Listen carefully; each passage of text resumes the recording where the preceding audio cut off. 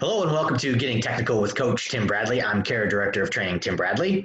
And what this video series is going to be all about is taking one simple training concept and then actually showing you on screen what that looks like. So nowadays with Garmin, Fitbits, all types of different wearable devices and the platforms that you can actually see your data on, you can get pretty much minute by minute information and kind of really break down what went on in any given run. So first topic we're going to tackle today is cardiac drift and kind of the implications of that. So as you can see on screen here, we've got a typical run and we've got heart rate on the left side, and on the bottom we have time. So this is a 41-minute run here, and someone recorded their data, and obviously as the run went on, their heart rate tended to float up. So they started right here in about the mid 60s, and then their heart rate kind of immediately spiked up and then kind of trended along this line. And then as you can see, it started to drift up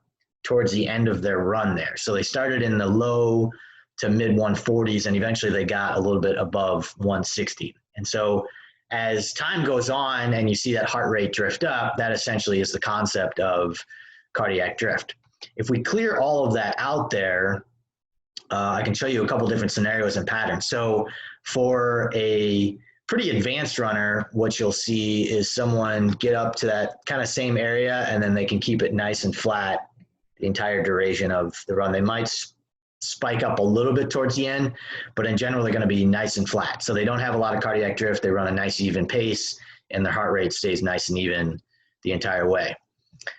For somebody that is new to running or somebody that's more of a beginning runner, generally you'll start to see a pattern where in the middle of the run, they'll start to float up. And they may even find themselves kind of, spiking up as the run goes on.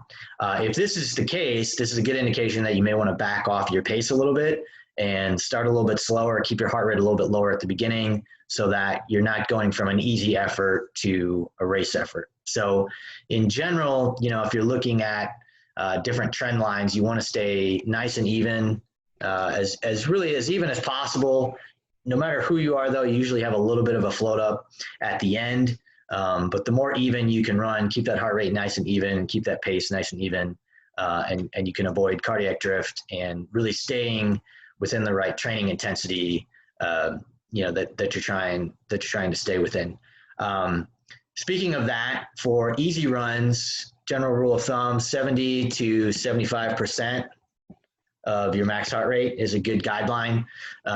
Usually you can go a little bit lower than that if it's a recovery run. If it's something where you're pretty comfortable with your pace and you kind of know where it's at, then generally 70 to 75% of your max heart rate is a good guideline.